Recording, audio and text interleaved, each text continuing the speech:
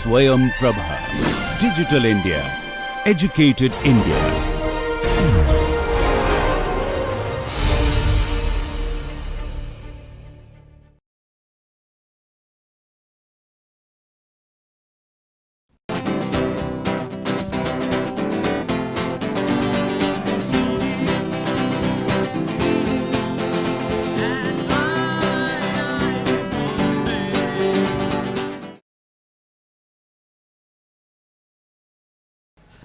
This lecture is titled Mosaic Patterns, Module 2, in which we would offer concluding remarks in terms of various layers of discussion we have conducted in the last few lectures.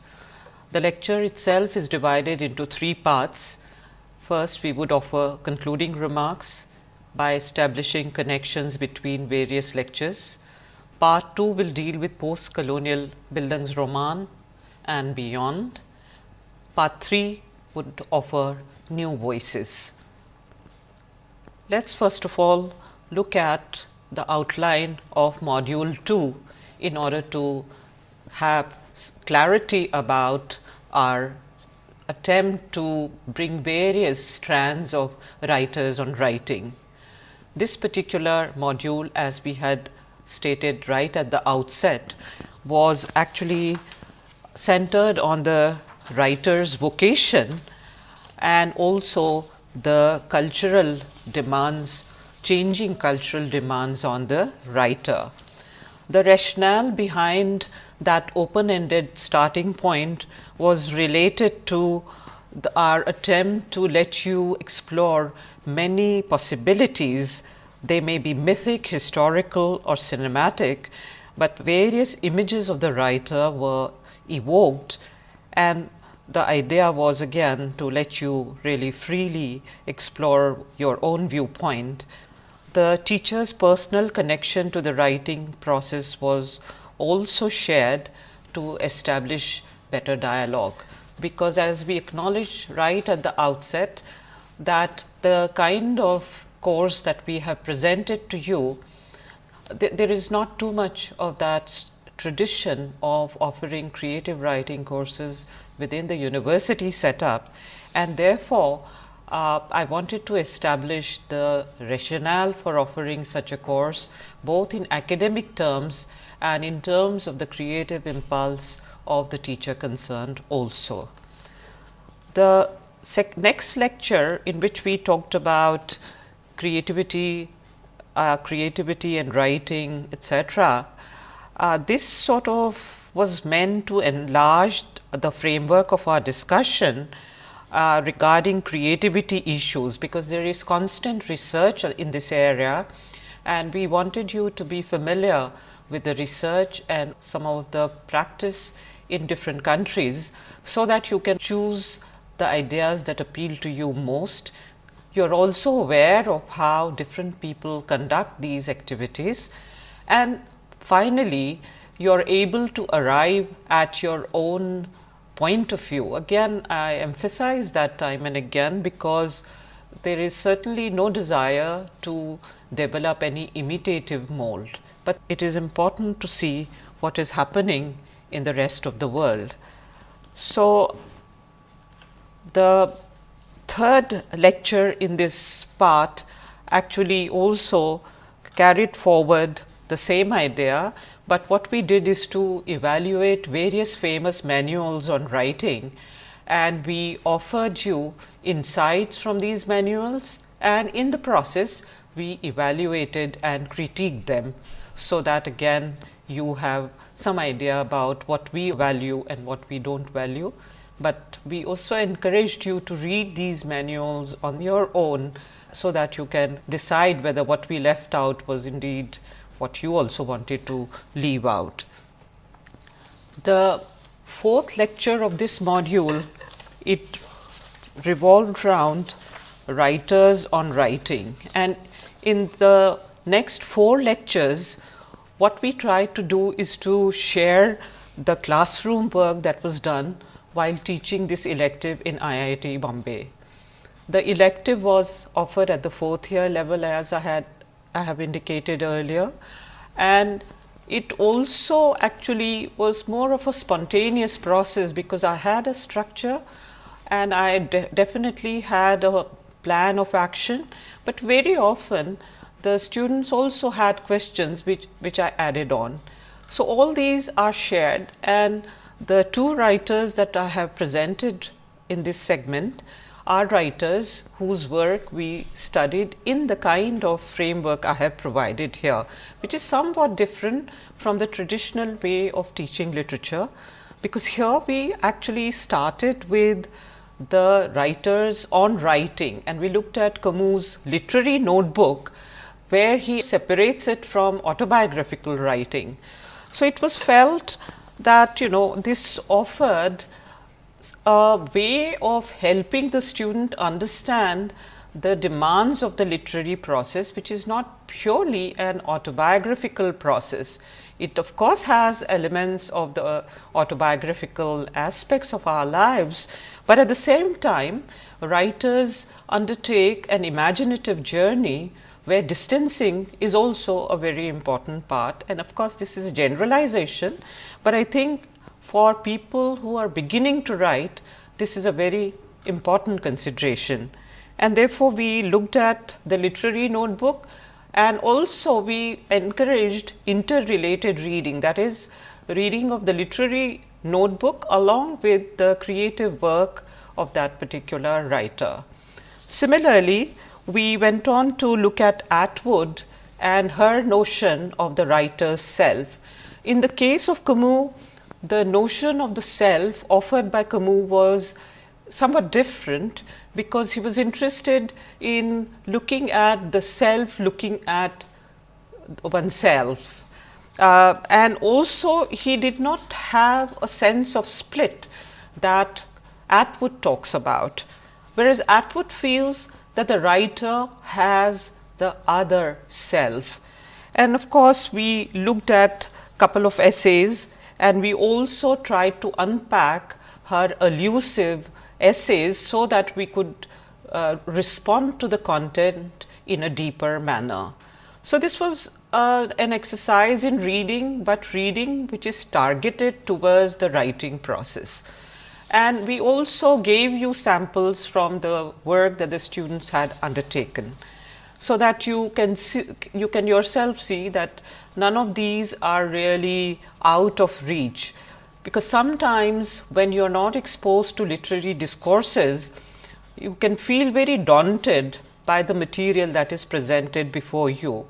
I have really tried very hard to demystify and also take care of let us say conceptual and theoretical issues, but at the same time I have tried to offer it in a way that they become comprehensible to people who may not have in-depth awareness of the discourses. It may therefore then happen that those who have in-depth awareness of these discourses, they may feel that many of the issues are missing, but I think I have tried very hard not to even allow that kind of feeling to slip in. So, it is a blend of sometimes intellectually sharper theoretical analysis, but often the whole attempt is to make the material accessible and encourage you to read, enjoy and learn from these deep insights offered by great professional writers of our time. The other aspect that is actually very close to my heart is related to our presentations on Indian writing, and very consciously we started with writers and narrators, because oftentimes in our oral tradition, which has its own political dimensions, we find that there are such capable and sophisticated narrators who are really not designated as writers. But it also has another side to it, which is related to the fact that there is this collective sharing of stories, myths, legends, and that also enriches our context a great deal. So, I sort of felt a strong need to make sure that the notion of the narrator is also placed before you for your own assessment, and therefore, we started with this notion of the writer and the narrator. But of course, we've pitched it within the framework of folk plays and folk tales. It doesn't mean that a novelist is not a narrator, or a writer whose writing is not a narrator. The writer is also a narrator, but a narrator within the oral tradition has a very, very different dynamics, and I think there are issues that need to be addressed here also, and I leave it to you to do so. The other aspect of this presentation is related to our take on contemporary Indian writers and their search for creativity in the post-colonial perspective. So, what has been done here is to look at the number of great examples, and of course, I won't go into these examples very much, but we have emphasized this element of search, which I will also briefly describe later on.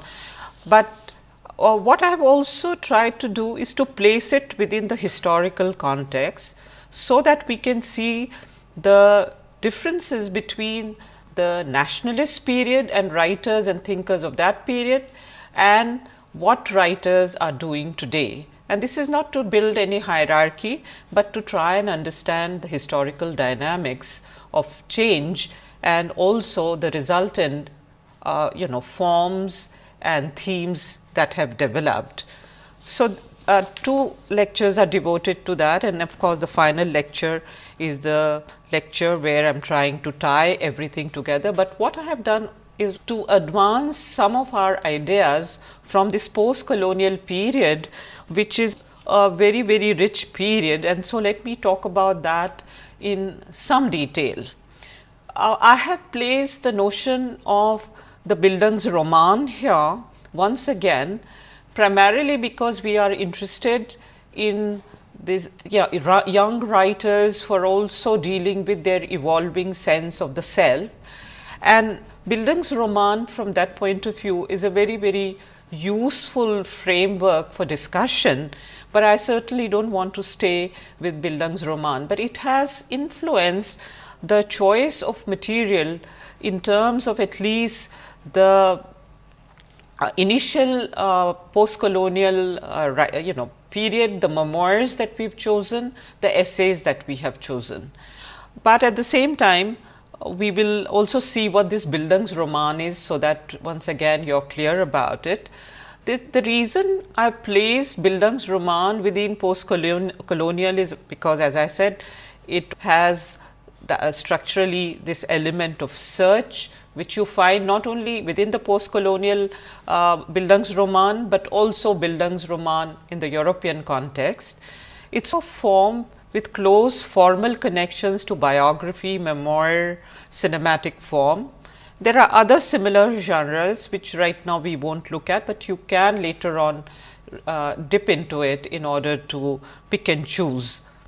What again is fascinating about this form is the fact that it deals with the protagonist's development from childhood to youth, and the quest for identity is a dominant theme, and it is often shaped by overcoming various ordeals, and therefore, you begin to understand the kind of changes that are internalized by the character.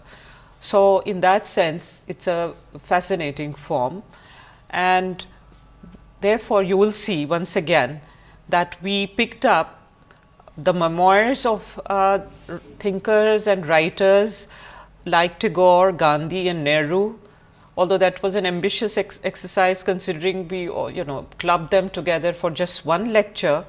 But the idea is that you would begin to think about these writers and their viewpoint, their writing, and also read them in depth. But what we added here is the issue of post-colonial period, which is defined by the introduction of English language, Western science and democracy, and the kind of tussles that ensued, because India is a pluralistic society, and there are a number of indigenous systems of thought that coexist. So, the kind of tussles that ensued, this is what we have focused on, but we have also confined ourselves to these three great thinkers and writers of the nationalist period. What we would like you to do is to move on to another notable period which we have not touched on except briefly in module 1, is the period of 1980s and 1990s, especially for fiction. Salman Rushdie's Midnight Children, I think in that sense is also seen as a post-colonial Bildungsroman, but it's not just that, it's much more than that. But I've given that key idea here so that you have an entry point for that very complicated fantasy. It's a comic epic, you can start with that key point, and also you can contrast it with Arundhati Roy's God of Small Things, which is seen as a tragic epic. As I said, these are not the labels that define the work completely, but in terms of Bildungsroman and in terms of construction of identity under pluralistic systems, I think it does give you very deep insight, which is the role of fiction. It really engages with spaces that are left out from analytical framework. We would also actually like to develop better understanding of what the writers of this particular period have to say about scientific issues, because we notice that Tagore engaged with scientific issues because English language, science and democracy, these were three ideas that gripped the imagination, and it was these three were seen as important elements of decolonization process. So, we would like you to look at Grimus, which is a book which he of course doesn't think very highly of himself, but I think we should need to look at it all over again, especially because of its SF nature. Arundhati Roy's of course book I have already mentioned, the novel, but also political essays such as The End of Imagination. What we notice here is that some of the writers have actually not necessarily engaged with scientific issues in terms of their fiction, but I think it's interesting to note that all three of these important writers have handled the issues of science and technology in their own way by critiquing our society, our country and our national policies related to science and technology. Amitav Ghosh's The Calcutta Chromosome, The Hungry Tide, I think both need to be also looked at very carefully, both for their aesthetic value, their significance, but also for science and nature related ideas that have been internalized and expressed and explored, and also the essay on nuclear science policy titled Countdown. So, this is by and large more of a reading list, but we definitely want you to carry forward whatever arguments we have presented before you by connecting it to a recent framework and then bring it to your own immediate surroundings. We also actually have been fascinated by the kind of impact that popular fiction like Chetan Bhagat's 5 Point Someone has had on a large number of our students. Many students who actually were not readers of fiction in English have started reading it after Chetan Bhagat's 5 Point Someone, which is rather interesting phenomenon, because Chetan Bhagat does look at the underbelly of this highly idolized engineering education system and the syndrome that it represents.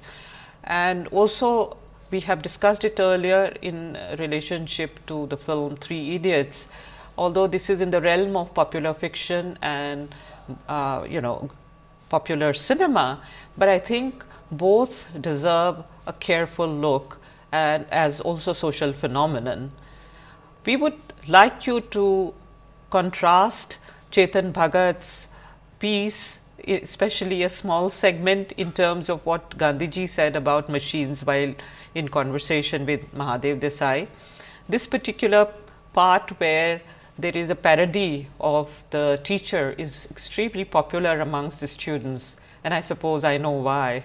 But I think I'd like you to have a look at it and also enjoy the contrast, but also think about the kind of contrast where Chetan Bhagat's teacher, Mr. Professor Dubey, in the novel, he is interested in celebrating machines. He's teaching mechanical engineering, and he says, fall in love with the world around you. Mr. Professor Dubey smiled for the first time, and I'm reading from the text, for you will become the masters of machines. So certainly a very, very different point of view from the one that Gandhiji raised in terms of a sort of sense of philosophical investigation of what it means to think of machines. And I think both from biological systems, that is biological human destiny, to the destiny of the nation, I think Gandhiji had a seamless sense of connection, whereas here the language is entirely different. And unfortunately, this doesn't really work out, as you will discover in the novel. So I think we need to look at popular fiction of this kind also with great seriousness, and also see why more and more people are reading this, because this is not a simple case of acceptance of a given system, but a way of actually also trying to critique it and understand its complications.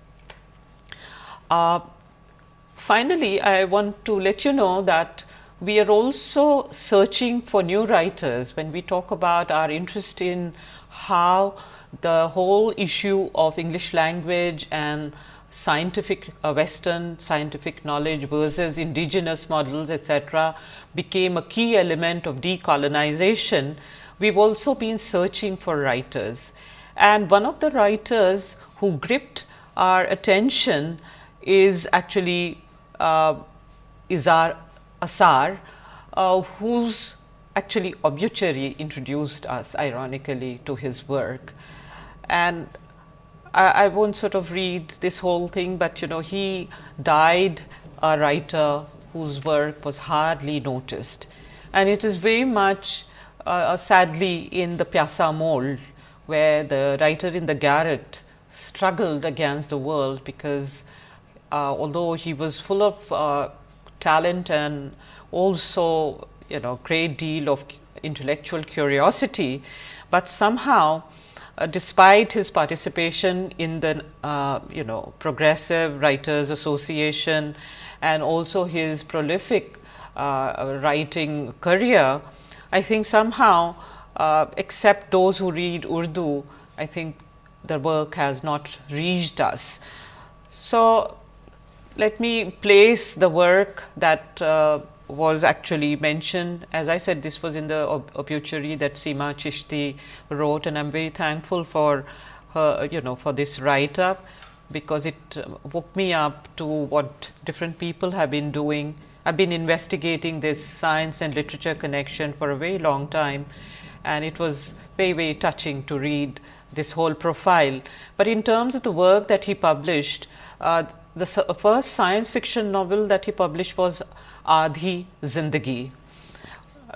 Then he went on to publish a landmark collection of science stories and poems called La Sharik, which means the non-participant. And then his other novel is called Mashinon Ki Bagawat, written in 1953. I just want to place these remarks here from again Chishti's interview, where I think Mumtaz Rizvi, one of the commentators, recalled that Asar was so far ahead of his time and so sure of being so, that when he wrote a poem called Dinosaur 50 years ago, he noted that people wouldn't understand it just then.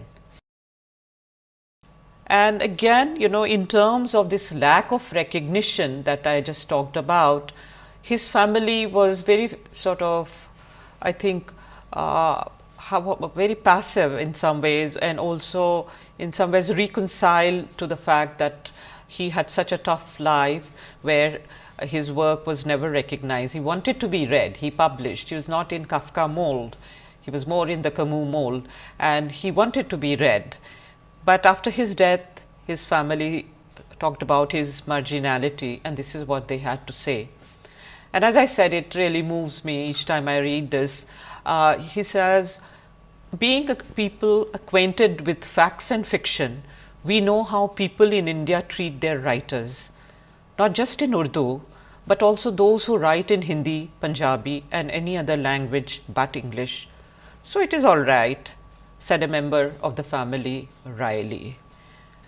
Finally, our interest is in generating discussion and creative work on the ways science and technology has pervaded our lives. This is one of the themes that runs through our attempt, and not because we are placed in the IIT setup, but because we are placed in a world where science and technology has really begun to make very deep inroads in our lives and in our consciousness. And therefore, we want to see this pervasive and powerful impact of science as an ambiguous sign of rationality and progress. We want to deliberate on or discuss contrasting views and ideologies of science, technology and social value, also continuities and discontinuities of the discourse that actually during the Swadeshi period, when Gandhiji wrote Hind Swaraj, posited the indigenous versus the non-indigenous in a very sharp manner. We want to see the continuities and discontinuities of that discourse, and we want you to arrive at your own conclusions. We don't really have set conclusions to offer you. Finally, we are committed to new voices and new themes, and therefore, I'd like to say that our emphasis is on you and your voices. We are really not confining ourselves to only one single possibility, although we have our own choices and our own interests in different kinds of voices. But I think we would like you to explore your own voice as clearly as possible. In that connection, I think it's very, very important to place Rob Pope's quotation of E. M. Foster at the center of your attempts, and this is really a very problematic area, because as I said, often when you become a reader, you are daunted by the reading process, but writing process is a different kind of activity. So, the separation has to be worked out by you. This is what Rob Pope has mentioned. Look before you leap is criticism's motto.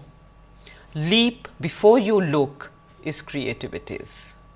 So, I think when I was looking at this and looking at the demands that it places, I was reminded of Kabir's words when he says, Jin dhoonda tin paiyan gehre pani pat, main bora boodan dara raha kinare bat. So, basically take a plunge, and in fact, we encourage some of our students to take this plunge, and we offer some of the new voices in terms of what our students have been writing on their own. They have not been coached or schooled, but they agreed to share their writing. We are very thankful for that, and that's a section where I think I'll leave it to the students to present their work to you. I'd like to introduce Smita Pendharkar. You have seen her in lecture 1 of the second module when she read out the part of Simone de Beauvoir, I would say so very well. In this sort of segment, I have coaxed her rather, to read her creative piece. After her interaction with her last time, I slowly discovered many aspects of her research and creative work both. In her own words, she wants to be described as a student of sociology, a social activist, and a poet who writes primarily on the travails and boons of her diasporic identity. A life passed between 3 countries, Tanzania, the United States, and India, has been and continues to be the central subject of her poetry and prose. So here is Smita. A feminist in pieces. I am a feminist in pieces with 1,000 grains of life scattered over 3 continents. I have no real home, nor a sense of belonging. The voices around me often say that I am living in 3 diasporas, breathing in 3 cultures, communicating in 3 distinct idioms. I often feel less like a citizen of the world and more like a nomad of the imaginary, traversing a terrain and incessant borders that exist only for me. With roots that barely grip the earth I stand on, and a voice that seldom resonates with the souls around me, I am a walking contradiction, belonging to no particular world, to no particular continental womb. I am a feminist in pieces, born of a black mother miles and miles away, birthed of a culture that celebrates color, rhythm, and unity. I am weaved into a brilliant quilt of reds, blacks, golds, and greens. I have stood with my fist clenched in revolution against police brutality, for taking back the night, and towards building a stronger nation. But in the end, I have always stood alone at the crossroads of this deeply matrixed life and wondered about which one leads home. I am a feminist in pieces, fighting for the rights of my sisters, with a head wrap as my crown and a body studded with symbols of my history. I have taken more than one journey towards the light, towards the freedom that my sisters and I sought in honor of Sojourner Truth, Harriet Tubman, Assata Shakur, and Angela Davis. Still tied to my mother's umbilical cord, I walked tall, knowing that I was black, African, beautiful, and destined to fulfill the dream. I walked tall, black, African, and beautiful. Or did I? Struggling to hold myself together, bursting at the seams with black pride, American patriotism, and an indescribable Indianness, I am a cocktail for which there is no recipe. The voices inside me say that I am less a rooted revolutionary and more the seasonal pollen that floats above the fields, settling wherever the gentle and furious winds take me. I belong to no one place, no one culture, no one ideology. I am an alien wherever I go simply because the soil that I hover above never takes my roots, never beckons to me, never embraces me. I am a feminist in pieces, asking questions for which there are no real answers, breathing movements of which I am never really a part of because they say I am seated, by birth, at the top of the social hierarchy, a heathen of sorts because of my Brahmanism, an oppressor because I have light skin and Aryan-esque features, a perpetrator of violence against the invisible masses because I own much more than a shack situated on the banks of a polluted city. A feminist in pieces, my voice suffers a spiritual and moral laryngitis, consumed by a guilt that I understand but will not own. Bothered by the social infection of poverty and oppression, I have cared for and cared about those who have laid blame squarely on the shoulders of my ancestors and I. My sense of conviction and pride, rickety from accusations, tremulous under the rage of the benighted beasts of my castocracy, and erratic in the presence of contention, are reduced to that guilt that I understand but will not own, will not wear. That guilt I understand but cannot feel. The broken people all over the world, in sync with their hatred of everything I embody, rebel against the permanency of their untouchability, reviling everything that reminds them of centuries of collective humiliation, dehumanization, and a life entrenched in suffering. But I too have suffered. My gender, my feminine mystique, my voice from the lips that cannot speak have also been exploited, battered and forced into a deep slumberous silence. So now I often wonder, am I not broken too? I am a feminist in pieces, seeking to deconstruct that which I am, to reconstruct that which I think I should be. Willing to rage against the winds of resistance, I am a feminist carrying my pieces with heart and passion for a cause which I cannot even call my own. For a cause that they will not allow to be my own. Caste aside, raced aside, all this engendering has collapsed me, unraveled me, crippled me, left me as nebulous as I was before the union of my parents' spirits. But still I rise with my pieces in tow because I see how feminism replenishes me.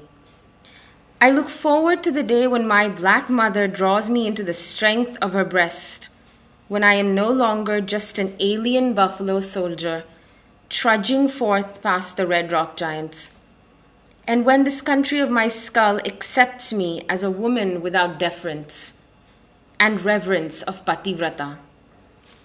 A feminist in pieces, no more will I be. I will have transcended the chaos of 3 diasporas, 3 lives in 3 distinct women. My holy trinity will meld into one, and I will finally be a feminist in peace, in one whole piece. Thank you ever so much, Smita, for this very gripping and moving piece.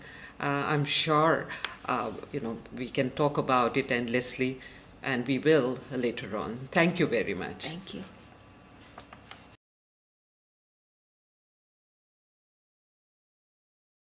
The student who will present her literary work is Rashmi Chaudhary.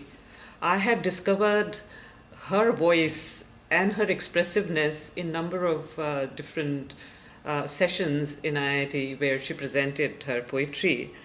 I think you yourself will discover it and see the kind of candor and power her voice has.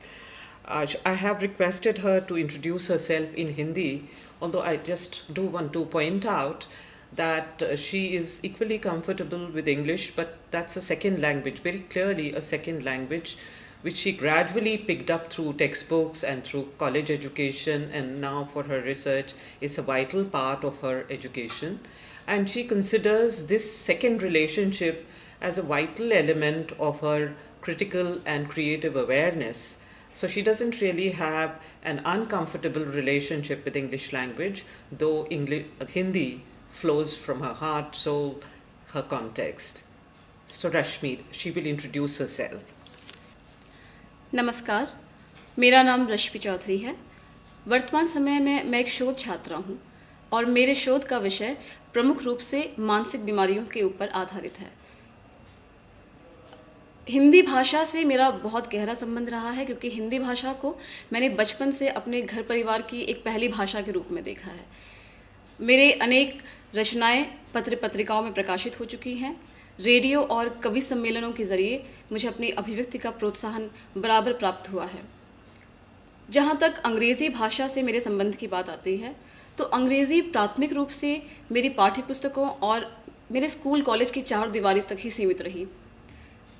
किंतु इसका अर्थ ये नहीं है कि अंग्रेज़ी को मैंने किसी मजबूरी के चलते या फिर अंग्रेज़ी को सिर्फ उसी एक परिधि तक सीमित रखने की कोशिश की। चूँकि अंग्रेज़ी भाषा में एक बहुत बड़ा लाभ या एक बहुत बड़ा फ़ायदा यूँ कहें कि आपको अनेक देशों की अनुवादित रचनाएं अंग्रेज़ी में सुलभ हो जाती हैं। तो इस एक ज़रिए से मुझे बहुत सारे देशों, बहुत सारी संस्कृतियों को देखने और समझने का मौका मिला। बहुत सारी संस्कृतियों में साहित्य को एक विस्तार देने का मौका मिला, साहित्य की गहरी समझ रखने का मौका मिला, जिसने कहीं ना कहीं साहित्य में या रचनात्मकता में भागीदारी की और कहीं ना कहीं जो आप बोलेंगे खाद पानी जो है मेरी रचनाओं में दिया है। हिंदी साहित्य के अंतर्गत छायावाद से लेकर, प्रमुख रूप से छायावाद से लेकर प्रगतिवाद तक की कविताओं से मैं बेहद प्रभावित रही हूँ और आधुनिक हिंदी काव्य धारा में गज़ल से मेरा विशेष तौर पर लगाव रहा है। हिंदी भाषा और अंग्रेज़ी भाषा की बात करें तो एक दुविधा जो मैं कहूँगी कि जब आप अभिव्यक्ति की बात करते हैं तो कहीं ना कहीं शब्दों का जो खजाना आपकी अपनी भाषा में आपको सुलभ होता है, उसे आप कहीं ना कहीं खो देते हैं जब आप एक भाषा से दूसरी भाषा की ओर जाने लगते हैं। लेकिन वहीं दूसरी ओर जब आप दूसरी भाषा को समझने का या फिर उसे आत्मसात करने की कोशिश करते हैं तो वही भाषा आपको अनेकानेक नई चीज़ों का विस्तार देने लगती है, अनेकानेक नई समझ का विस्तार देने लगती है। और चाहे हम किसी भी भाषा की बात करें, चाहे हम किसी भी संस्कृति की बात करें, एक कवि और लेखक के लिए हर नई भाषा, हर नई संस्कृति का विस्तार, हर नई समझ का विस्तार कहीं ना कहीं उसकी रचनात्मकता को अधिक गहराई प्रदान करता है, ऐसा मेरा मानना है।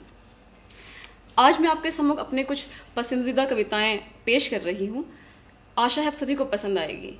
अपनी कविताओं की शुरुआत मैं त्रिवेणी से करना चाहती हूँ, और इससे पहले कि मैं अपनी लिखी कोई त्रिवेणी आपके सम्मुख प्रस्तुत करूँ, मैं आपको बताना चाहूँगी कि त्रिवेणी जो है वो मुख्य रूप से गुलजार की इजाद की हुई एक विधा है। गुलजार जो है 3 पंक्तियों के एक मुक्तकी या एक छंद लिखते हैं, और इस मुक्तकी की खासियत ये है कि इसकी तीनों पंक्तियाँ अपने आप में स्वतंत्र होती हैं। अगर आप पहली पंक्ति और दूसरी पंक्ति में कोई तारतम्य ना भी देख पाएँ, तीसरी पंक्ति अपने आप में उसके सार को स्पष्ट कर देती है। उदाहरण के लिए मैं आपके सम्मुख गुलजार की लिखी हुई एक त्रिवेणी प्रस्तुत करूंगी। कभी कभी बाजार में यूं भी हो जाता है, कभी कभी बाजार में यूं भी हो जाता है, कीमत ठीक थी जेब में इतने दाम नहीं थे, ऐसे ही एक वक्त मैं तुमको हार आया था। तो इस त्रिवेणी में आप देखेंगे कि प्रथम पंक्ति जब आप कहते हैं कि कभी कभी बाजार में यूं भी हो जाता है, द्वितीय पंक्ति कीमत ठीक थी जेब में इतने दाम नहीं थे, तीसरी पंक्ति इसके सार को अपने आप अभिव्यक्त कर देती है कि आप एक रिश्ते की अंदर की भावनाओं या फिर उसके अंदर की दुविधा की या जटिलता की बात कर रहे हैं। तो लीजिए प्रस्तुत है मेरी अपनी लिखी हुई कुछ त्रिवेणियाँ। मेरी पहली त्रिवेणी इत्तला। मेरे लफ्ज़ों की तलखियत महफूज रखो, मेरे लफ्ज़ों की तलखियत महफूज रखो, ये कोई गैर नहीं है, ये कोई गैर नहीं है, बल्कि तुम्हारे सच की ही नाजायज़ औलादे हैं। मेरी दूसरी त्रिवेणी हादसा। अंतस की गहराई में जो भी उपजा, अंतस की गहराई में जो भी उपजा, सारी नमी खरपतवार ने सोख ली। ज़मीन बंजर न थी मगर बीज बाँझ हो गए। अपनी लिखी हुई कविता आपके सम्मुख प्रस्तुत कर रही हूँ, जिसका शीर्षक है आपकी एक तलबगार। ये कविता मुख्य रूप से किसी कवि या किसी लेखक या किसी कलाकार की अभिव्यक्ति पे होने वाले वाद विवादों या कहें कि बहस को जो है एक अभिव्यक्ति, एक स्वर देती है। मेरी आंखें तस्वीरों को सिर्फ देख के रुक नहीं सकती, मेरी आंखें तस्वीरों को सिर्फ देख के रुक नहीं सकती, मेरी उंगलियों के लिए उन्हें छू कर महसूस करना बेहद ज़रूरी है। रंग शायद इसे मेरी हसद कहें, मुझे बेवकूफ़ कहने की गलती भी की जा सकती है, मगर मेरे लिए तस्वीरों का सिर्फ आँखों में अटक के रह जाना हवस है चंद लम्हों की। मेरे लिए ज़रूरी है कि उन्हें लम्स के एहसास से ज़िंदा रखा जाए। मेरी उंगलियां उन्हें सिर्फ छूती भर नहीं हैं, मेरी उंगलियां उन्हें सिर्फ छूती भर नहीं हैं, उन्हें उनके होने का एहसास दिलाती हैं। उनके भीतर उग रही धीमी धीमी धड़कनों को रफ्तार देती हैं। कभी कभी मुझे यूं भी लगता है मुसव्विर इन्हें महज एक फ्रेम देता है, कभी कभी मुझे यूं भी लगता है कि मुसव्विर इन्हें महज एक फ्रेम देता है, वो तो बस मैं हूँ जो इन सबको अपनी कोख में पाले घूम रही हूँ। इस पर बहस मुबाहिसे हैं, इस पर कई सवालों जवाब हैं, इस पर कई झगड़े फसाद हैं, इस पर कई ज़िंदगियों के सवाल अटके हुए हैं, और मैं हैरान हो के बस ये सोच रही हूँ कि तुम्हें ये सब हक दिए किसने। और आखिर में ये पेश है मेरी अपनी लिखी हुई गज़ल। उम्मीद है आप सबको पसंद आएगी। बसाई है जब से शहर रफ्ता रफ्ता, बसाई है जब से शहर रफ्ता रफ्ता, बिखरने लगी है ये घर रफ्ता रफ्ता, बिखरने लगी है ये घर रफ्ता रफ्ता, बसाई है जब से शहर रफ्ता रफ्ता, बिखरने लगी है ये घर रफ्ता रफ्ता। यारो शराफत बुरा रोग है पर, यारो शराफत बुरा रोग है पर, यारो शराफत बुरा रोग है पर, क्यों होता है इसका असर रफ्ता रफ्ता, क्यों होता है इसका असर रफ्ता रफ्ता। वो दौड़ी है छूने फलक नीला नीला, वो दौड़ी है छूने फलक नीला नीला, वो दौड़ी है छूने फलक नीला नीला, सिमटने लगी है शज़र रफ्ता रफ्ता, सिमटने लगी है शज़र रफ्ता रफ्ता।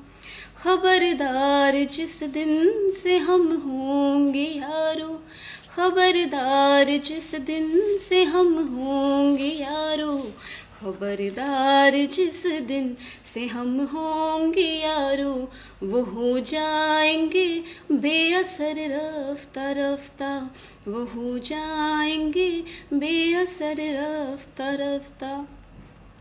है साजिश नए दौर के दुश्मनों की, है साजिश नए दौर के दुश्मनों की, है साजिश नए दौर के दुश्मनों की, उतारेंगे खंजर मगर रफ्ता रफ्ता, उतारेंगे खंजर मगर रफ्ता रफ्ता। वो बच्ची थी कल तक जो अखबार है अब, वो बच्ची थी कल तक जो अखबार है अब, वो बच्ची थी कल तक जो अखबार है अब, ज़माने की बदली नज़र रफ्ता रफ्ता, ज़माने की बदली नज़र रफ्ता रफ्ता। और गज़ल का आखिरी शेर है। जला डाला जिसको घड़ी भर में तुमने, जला डाला जिसको घड़ी भर में तुमने, जला डाला जिसको घड़ी भर में तुमने, बसाया था मन का नगर रफ्ता रफ्ता, बसाया था मन का नगर रफ्ता रफ्ता, सिमटने लगी है शज़र रफ्ता रफ्ता, बिखरने लगी है ये घर रफ्ता रफ्ता। शुक्रिया। वाह वाह, बहुत बहुत शुक्रिया आपका रश्मि कि आपने अपना बिल्कुल प्रवाह हम लोगों को के साथ शेयर किया है। और हम चाहेंगे कि आप रचनात्मकता में बड़ी बड़ी ऊंचाइयों तक पहुँचें और हम इसी तरह आपको सुनते रहें। धन्यवाद आपका। शुक्रिया, बहुत बहुत शुक्रिया।